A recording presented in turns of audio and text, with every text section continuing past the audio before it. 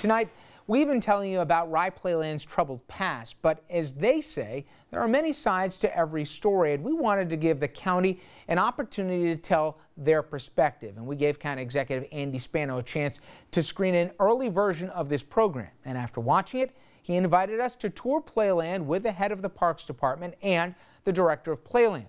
Now, we took him up on his offer. I want to bring back Carolyn Rowe for more on that. Well, Rich, those in charge at Playland say safety is something they take very seriously. They told us they're constantly reevaluating their policies and procedures, keeping them up to date so families can feel confident and secure when coming to the park. There's an extensive amount of training that goes into making sure that the people that work for us understand, number one, that safety is the most important thing. Westchester County Parks Commissioner Joe Stout takes us through the daily safety procedures at Rye Playland in 2009.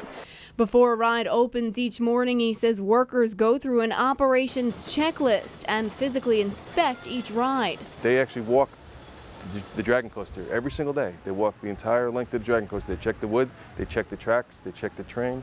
Every single ride, that's exactly the same thing that happens. And they won't open the ride if it's not in 100% working order. The park also undergoes inspections from the State Labor Department. Plus, the county brings in an outside consultant for an annual safety audit and randomly sends in what they call secret shoppers to check on rides and other operations within the park. As for training, they bring in experts from the industry. People from the amusement park industry to teach safety and awareness and behavior of patrons, from folks from Universal and from people that train places like Disney and Six Flags. They come here and they train our part-time staff. Staff is broken down by what they call a pyramid of safety.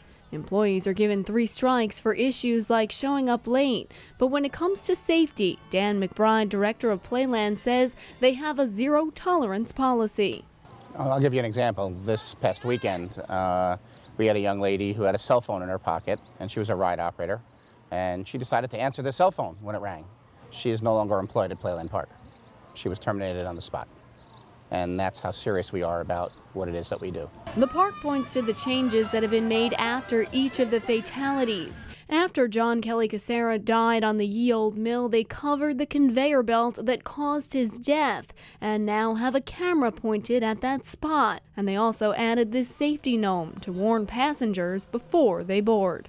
The mine scrambler, where 2 people were killed, was removed from the park in 2007 after that second death.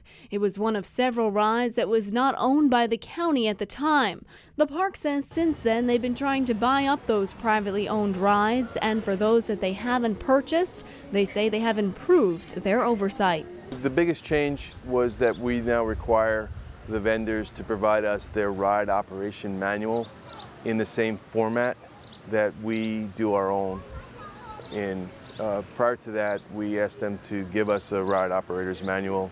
For the most part, they were the manufacturer's recommended operations. It was what came with the ride.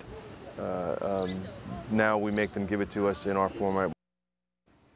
Since the 2007 death, the county has also asked private companies to attest in writing that their ride operators have been properly trained, but they still have little oversight over that actual training. Rich? All right, this is the part that's been confusing.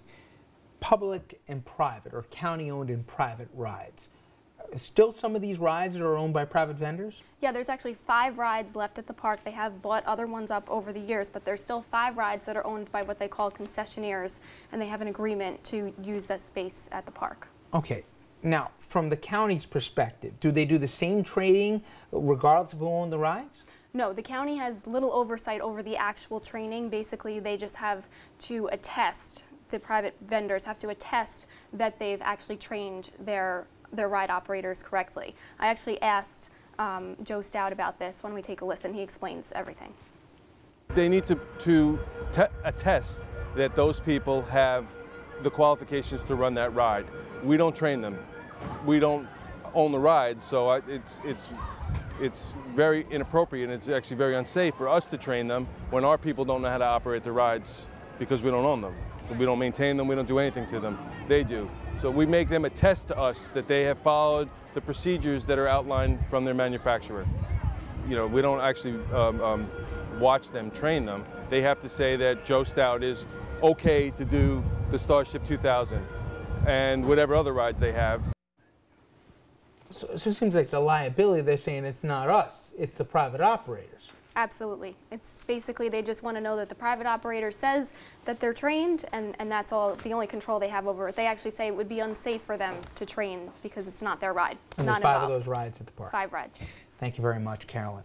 Now, as you've just seen here, the county, they've taken some steps forward in safety, especially in recent years. And to be fair, millions of people, they do go to Rye Playland each year without incident. But can't ignore the fact that 3 people lost their lives there in 3 years. It's a questionable track record, to put it politely, and Regina Orsani, she spoke with park officials about that, and she's back now with what they had to say. Regina? Well, Rich, the investigations by the State Labor Department and the county police found all 3 deaths were accidental. But even though no criminal charges were ever brought against Playland or the county in the end, we did want to know if those running Playland are proud of their safety record. And here is what they had to say. Are you guys proud of your safety record? Tell me what your stance is on that. Well, look, I think we acknowledge that there were tragic accidents here, and the county executive, the board of legislators, certainly myself, but I think the people that work here mostly are affected by that, because I think we've shown you over all day that they spend a tremendous amount of effort and sweat equity and their heart in trying to make this place safe for kids and families to come to. You know, those were accidents, they were tragic accidents. I'm proud of the work that people do here. They come to work every day and work real hard to make that safe. We learn something from everything that happens, and we continually look at what's happening in the industry, to how we could do it better, how we can do it safer. Are there other things that can happen that somebody has a good idea about? So, you know, when it comes to safety, there's no bad ideas. We'll listen to people, and we try to make the best effort that we can. So, you know, I can't say that I wish these didn't happen and we wouldn't have to focus so much on dealing with accidents, but that's the reality that they did, and we learned something from each one that comes out. So I think we're better looking at things than we were, 20 years ago. If I'm sitting at home and I live in Westchester and I see 3 deaths in 3 years, it makes you concerned. Yeah, and as it makes us, but I'm going to keep coming back to the fact that you've heard all of the efforts that we make to keep the rides operational, to keep them safe, to train people so that they know what they're doing. In none of those instances was it mechanical failure or was it operator error. Those were tragic accidents, and unfortunately they happened here. I don't think it was the fault of anybody that works in this park. I don't think it was a lack of vigilance by anybody's part. Again, we are distraught over the fact that people died here, but we continue to make the efforts to make the park safer. But you still don't think that's a fair question to ask? No, I don't, because it's mathematics. There's no way that independent investigators, amusement park auditors, the police departments, the labor department, they came in and they investigated each one of those deaths, and without an operator error that we, on our ride, that we train and we own, or on the Mine Scrambler, which was owned by someone else, did they find either operator error or mechanical failure. Those are the things that we control. Those are the things that we work on to try and make sure that the ride is in safe operating order, that people know what they're supposed to do on the rides, and those things were found to have been done. So no, I don't think that's a fair question.